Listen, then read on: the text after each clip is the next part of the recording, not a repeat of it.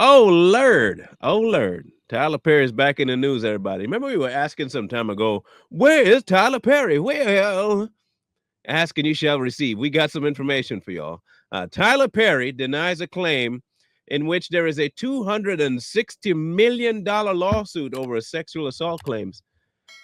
Now, again, we're going to go through the article, but he's saying it didn't happen. And there have been a few people that are kind of in this corner. We'll get to them in a minute. But right now, the lawsuit is stemming from a actor who, by the name of Derek Dixon, who played a character in one of Tyler Perry's show, The Oval.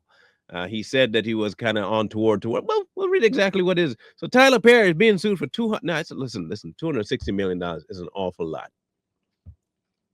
I don't know if he was told aim high, hit high, or aim big or go. I don't know, but 260. Okay, $260 million over sexual assault claims which he has denied. Last week, a lawsuit was filed against the actor and filmmaker on Friday, June 13th, by Derek Dixon, who played the character Dale in Perry's show, The Oval. In the complaint, Dixon alleges a sustained pattern of workplace sexual harassment, assault, and retaliation perpetrated by Tyler Perry, and is suing the filmmaker for alleged quid pro quo sexual harassment, work environment harassment, and more. Now, everybody know we've had questions about Tyler Perry's orientation for a while. We've questioned it. We've shown some things. Look, okay, I'll be honest with you. I don't know a single straight man, and I do mean that word straight, that would willingly put on a dress or even create a whole nother character so where you couldn't even separate you from it. Tyler Perry is Medea. I don't know a straight man that would do that on purpose. I really don't. But then again, I'm not everybody. The lawsuit alleges Perry promised Dixon career advance. Sounds like Harvey Weinstein stuff. Huh. The lawsuit alleges Perry promised Dixon career advancement and creative opportunities, only to subject him to escalating sexual harassment, assault, and battery, and professional retaliation. Mr. Dixon did not reciprocate Mr. Perry's unwanted advances. According to the lawsuit, Dixon and Perry met in 2019 while Dixon was working for an event company that was hired to plan the opening party for Tyler Perry Studios. Dixon claims he was assigned a role at the party that required frequent conversation with Tyler Perry. According to the lawsuit, the Medea filmmaker and Dixon exchanged phone numbers at the end of the party, and Perry began asking the then aspiring actor about his goals. Okay, maybe the $260,000 may not be too high after all. Because you know what you could go for? Grooming. You can indeed groom adults. Yes, you can. Harvey Weinstein did it quite proficiently. So, hey, could he be linking that? He tried to be my friend. He promised me certain things. I trusted him because he has a lot of clout, a lot of money. It could work. The lawsuit states that Perry cast Dixon in his show Ruthless and began sending Dixon strange and untowardly messages. In January 2020, the lawsuit alleges Perry invited Dixon to his home in Douglasville County, Georgia, where they drank alcoholic drinks and had friendly conversations. The lawsuit continues that at the end of the night, Tyler Perry told Dixon not to drive home and offered Dixon the guest room in his home. The lawsuit alleged Perry assaulted Dixon that night. Pause. If that be true, I have to ask. I'm sorry. This might be victim shaming, and I know people might get mad. But as a guy, why would you not say something the next day? Anyway, according to the lawsuit, following the assault, Dixon tried to ignore Perry's calls or text, which became more aggressive until finally Perry offered Dixon a part in a new show called The Oval. According to the lawsuit, Dixon put up with Perry's comments due to fear over his role in the next show being cut. So let me get this right. You were assaulted by Tyler. You still took his phone calls, never reported it, and then took a role that he offered you on his show after he did all that because you were afraid that you wouldn't get the role. Sounds like Yes, me. I can call it victim shaming. It sounded like you wanted the money more than you wanted your virginity. I, all I'm saying, it just sound like that. It just sounds so. Maybe I might be weird. Um, okay, look. As a male, and I can only go based on a straight male because I'm not otherwise.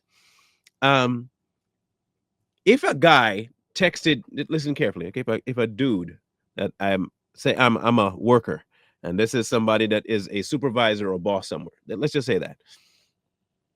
And I got a text message that said something along the lines of, "What is it going to take for you to have guiltless sex?" And this is a man texting me this. Wouldn't I be like, "What, bro? Like, okay, you know what? Lose my number. Hear me out. Lose my number. Don't you even remote. In fact, you know what? Say something else sideways to me and see if you get it. Just one more stupid thing. Say it. As a straight male, you ain't gonna come talking to me like that. Apparently, that was one of the messages that Tyler sent the guy. Now, again, if his goal was the same as Tyler Perry's, then I can't call you a victim, man. I'm sorry. I can't call you a victim. You saw the signs, and you also wanted the advancement, so you went for the advancement. Look,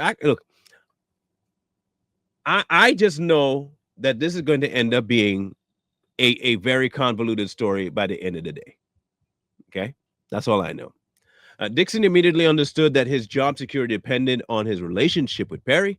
The lawsuit states from this point on, Dixon worked with the constant fear of losing his job if he did not engage with or endure Perry's sexual harassment.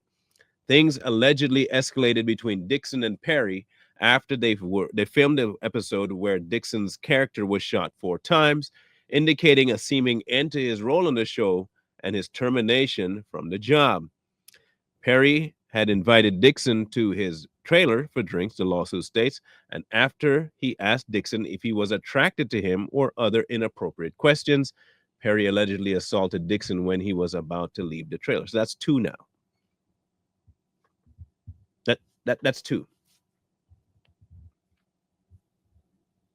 Look, I'm trying to give this guy the benefit of the doubt, but it seems like his career was a little bit more important than his integrity or even how he viewed himself. You've now been assaulted twice. The second time after your character seemingly has been cut from the show. Seemingly. And now you still have, okay. As soon as Derek Dixon left the trailer following Perry's violent assault, Dixon became severely nauseous and extremely anxious about his job, careers, and livelihood. Another incident took place on Perry's private island in the Bahamas, where the cast was having a party, the lawsuit alleges.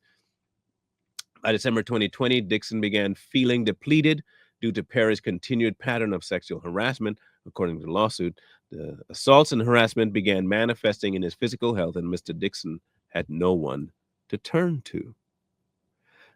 Now, look, I can see Cat Williams coming up with a skit about this here pretty soon. Watch. The complaints alleges that the assault harassment continued through the beginning of 21. Dixon was prescribed an antidepressant for the stress he began experiencing. In 21, Dixon claimed he was invited to Perry's house, again to discuss the pilot for Dixon's show, Losing It. At the meeting, Dixon alleges he was sexually assaulted again.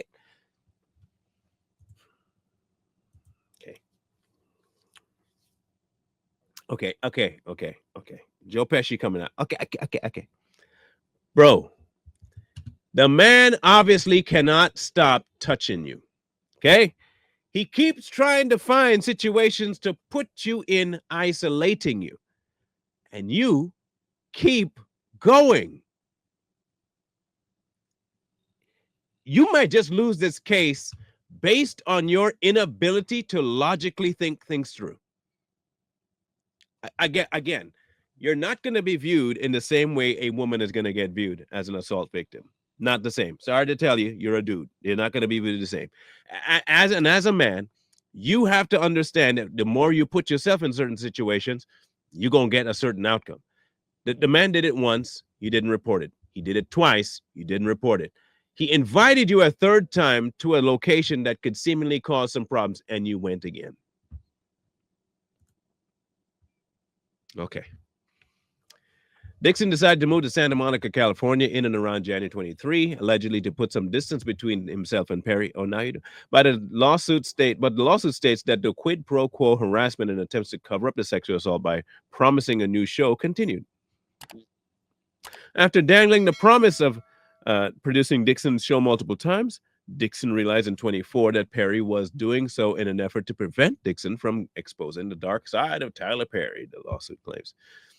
When reached out for comment, attorneys of Dixon told ABC, at this point, Mr. Dixon has no comment. We believe the complaint speaks for itself. In response to the lawsuit, Mr.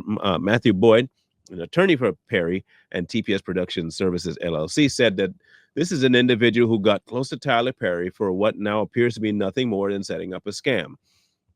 But Tyler will not be shaken down, and we are confident these fabricated claims of harassment will fail. Good Morning America has reached out to BET for comment. Now, while I do not like Tyler Perry, I'm going to say this. As a person who claims, I'm talking about the victim now, who claims that they did not want these advances, they sure put themselves in front of Mr. Perry multiple times for the sake of their career, while at the same time saying they were in fear. If you were to take this to a court, it could easily come across as you exactly trying to shake down Mr. Perry. I'm not saying that you were. I'm not saying that Mr. Perry didn't do it.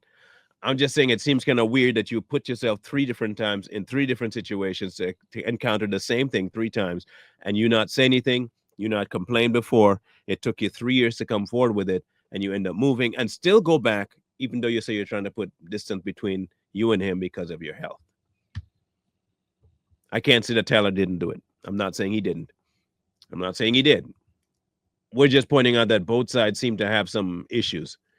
Tyler it's not the first time that his name has been mentioned in something. First time it was not really successful. So I don't know if this one will be too. But when we find out more, but again, we are going based on what has been said. The question here right now is, will what has been said to the Mr. Dixon be considered harassment by Mr. Perry? The courts will have to decide that one if it goes that far. The countersuit may end up negating his first suit, or it may end up being that it goes to court and he fights it and he wins or he loses. The time will tell. We'll catch up with it as soon as we know more. You'll know more.